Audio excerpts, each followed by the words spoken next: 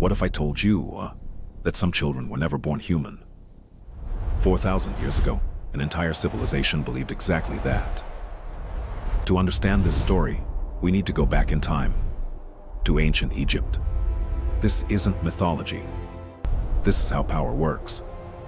Because when people believe something long enough, it stops being belief, it becomes reality. This is not a myth. This is not a fairy tale story. This is the story of a pharaoh.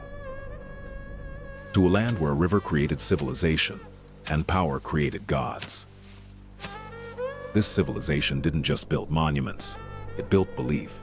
Belief so powerful that one man was no longer seen as a ruler, but as a god. This is not mythology, this is political psychology. Rise, my people, the gods have spoken. Because when people start believing, they stop questioning. And that is where real power begins.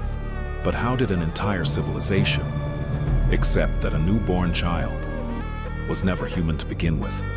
This story begins with a birth that changed Egypt forever. From the very first breath, priests surrounded him.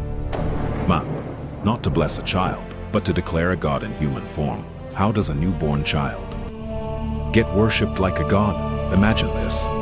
You are born, and the moment you open your eyes, an entire civilization agrees on one thing. You are not human. You are a god. In ancient Egypt, power didn't begin with strength. It began with belief. Advisors, elders, and priests guided him. Every decision he observed became his very first lesson in leadership. And even in childhood, he learned the true meaning of power. At this age, we go to school. We worry about exams. But this child was learning who lives and who dies. When power is given in childhood, what does it turn a human into? While other children learned to survive, he learned to command. He was taught one truth above all. Egypt is not your kingdom. Egypt is you. Wow. At this age, most kids learn math. He learned authority. No school bags, no exams. His classroom was the palace, and the stakes were life and death. Every symbol on these walls carried a warning: rule well or lose everything. He studied laws written by men and stories told by priests. Think about it, a child learning rules not for himself, but to rule others. My Pharaoh, the inner sanctum must be fortified. Yes, I see a stroke of genius. And here's the question: how does a child handle that much responsibility? While other children played, he observed the land, the people, and their place in his rule. Secure the southern border. Yes, Pharaoh. Double the river patrols. It will be done. Is this better? Yes, Pharaoh. Broaden your stance. Here, we divert the waters to the western fields. A wise plan, Pharaoh. It is decided. Faster! The Pharaoh demands completion! No delays! Move! Flank their chariots. Advance the archers. Yes, Pharaoh. The high ground is key. The omens are clear. The omens are clear. A shadow rises from the east. You must be ready. But in silence, alone in the night, one question haunted him. If I am a god, why do I still feel fear? But behind every god-king, there always hides a darker shadow.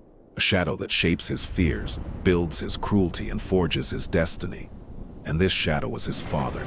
Behind every god-king, there is a story no one dares to tell. A story of fear, of punishment, and of a shadow that never leaves. Because before he ruled Egypt, he first learned how to survive, and that shadow was his father.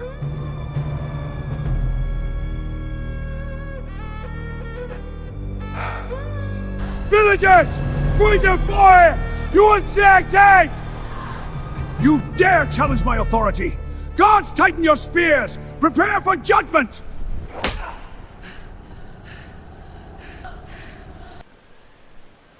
But why was every pharaoh worshipped as a son of a god? Ancient Egyptians believed that every pharaoh was not just a king, but the living form of Horus, the sky god of Egypt. They believed that when the old pharaoh died, he became Osiris, the god of the afterlife. And at that exact moment, Horus returned to earth by being born again as a royal child.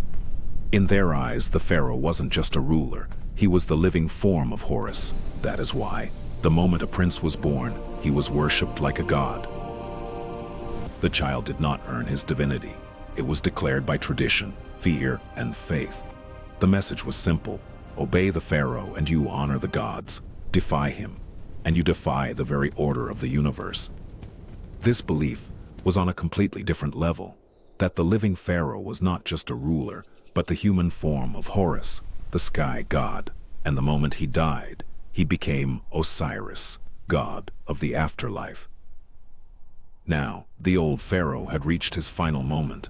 The once mighty ruler of Egypt was standing at the edge of his last breath.